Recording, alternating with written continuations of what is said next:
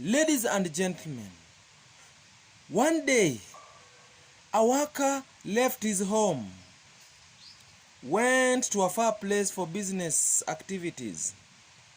He told his helper, one of his workers, to take care of the homes and make sure that the cows, the goats and sheep are taken care of, and even the children were well fed.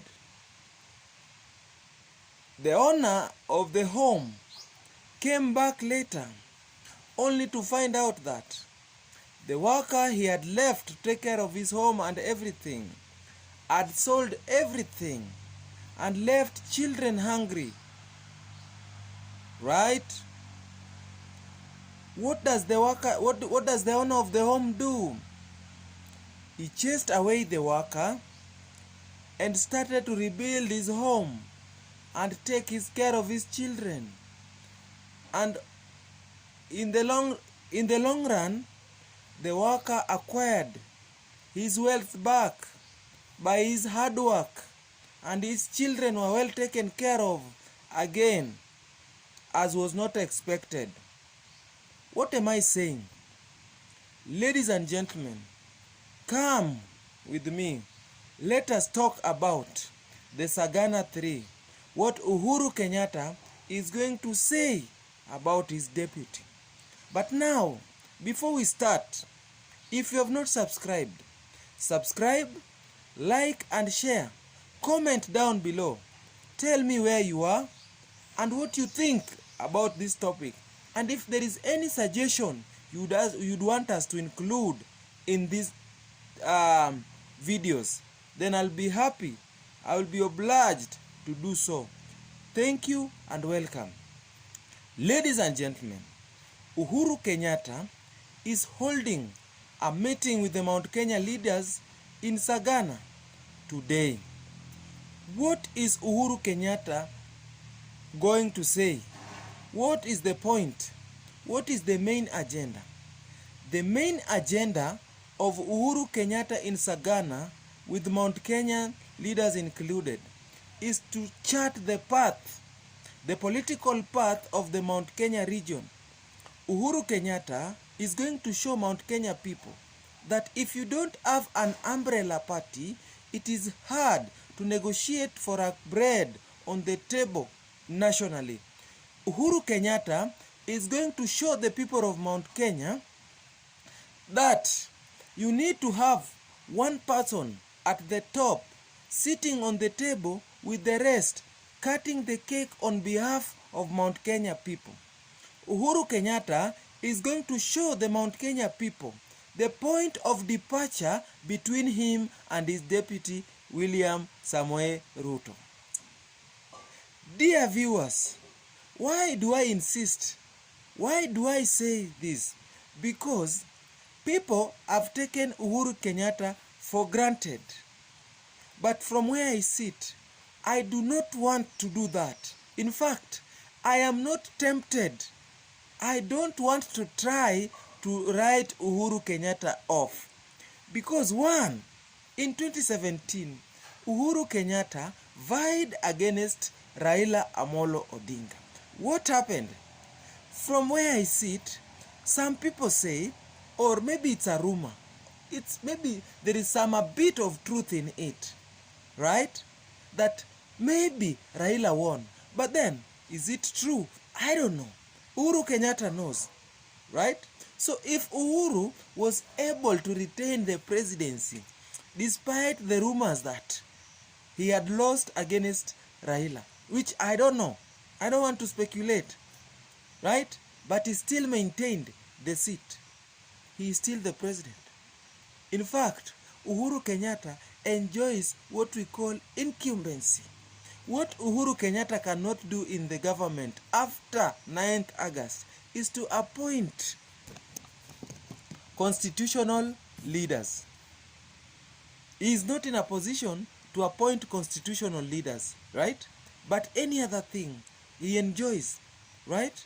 Uhuru Kenyatta will be the president even after the election, until he hands over the sword to the incoming president. So Uhuru Kenyatta will try to explain to people why it is important to be on the side of the government that is going to win. Uhuru Kenyatta is very sure that Raila is going to win. Okay, according to his word. By the look of things, okay, I don't know, but it is you to also comment below and tell me, is it true? But right now, as I can tell you, Uhuru Kenyatta knows the winner in 2022. So dear viewer, Uhuru Kenyatta is going to tell Mount Kenya people that he is still the president. Uhuru Kenyatta is going to try to tell them that no matter what, no matter where Mount Kenya people will vote, if Raila won the election in 2017, he is still going to win. Because right now, Uhuru Kenyatta is not campaigning for Raila in Coast, in Nyanza, in Western, in Masailand, in Turkana, in Nairobi, in Ukambani. But he is trying to tell the people of Mount Kenya who have been told by William Ruto that their son, the president, is a failure, that the president has not done anything, and he doesn't want to associate himself with the kind of government that is failing, right? But in the other hand, Uhuru Kenyatta is showing us that he has done so much. Yes, the economy is down, but what can we blame? Maybe the COVID-19 pandemic, maybe corruption. But what do we say about corruption in this country? You see, when you talk about corruption, what comes into mind are the people who we know, who we don't want to mention their name. I'm not here to mention name. I'm not here to take sides. I'm trying to say that Uhuru Kenyatta is the president, but today he's going to have a sit down, tell the people of Mount Kenya, you put me in this seat, right? And we have not sat down again and decide who takes over from me. So it means that I am still the head of Mount Kenya region politically. I am the president of the Republic of Kenya. Now, if it is your mandate, if it is your will that I still continue to hold this seat, kindly, may as many as of the similar opinion say, aye. And I know the ayes will have it, right? People are going to say things that we've never heard of. People are going to unveil things that are not good for ears. Things are not good for eyes. Ladies and gentlemen, today Sagana is going to be fireworks. Today is that day, like the day of the coming of Jesus, right? This is the day when the prodigal son is coming back to say the reason as to why he left his deputy. Uhuru Kenyatta is the son of Mount Kenya. William Ruto is the son of the Kalenjin. These are two different things. When your son is wrong, you don't throw him away. You don't kill him. You rectify him. You let him talk and speak. There is no way you can kill a child. You can't throw the water and the baby, right? We cannot throw the water and the baby. So Uhuru Kenyatta is going to stamp his authority. He's going to tell us what happened between him and his deputy. He's going to tell us what is the problem.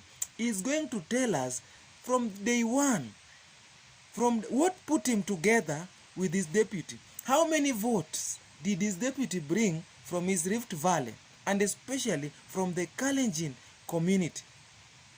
And he's going to tell us how many votes did he bring from Mount Kenya region. So we want to know, between Uhuru and Ruto, who contributed a lot in that candidacy. You see, sometimes we need to ask ourselves questions. When you have numbers, you need to go for a higher bid. When you have numbers, when you are a Kikuyu, when you come from Mount Kenya, and you know you have the highest number in this country, you need to go for the best presidential candidate. Who is your best presidential candidate between Raila and Ruto? So today, ladies and gentlemen, I'm so happy. And where I am right now, I am in the slopes of Mount Kenya, 250 kilometers from Nairobi. Ladies and gentlemen, there is so much to be seen around this place. There is so much, since the waterfalls, the rivers, Ladies and gentlemen, you won't miss a good thing in this part of the country. As I head back to Nairobi, I say that today is today, and whoever tells you tomorrow, that person is a liar. Thank you so much.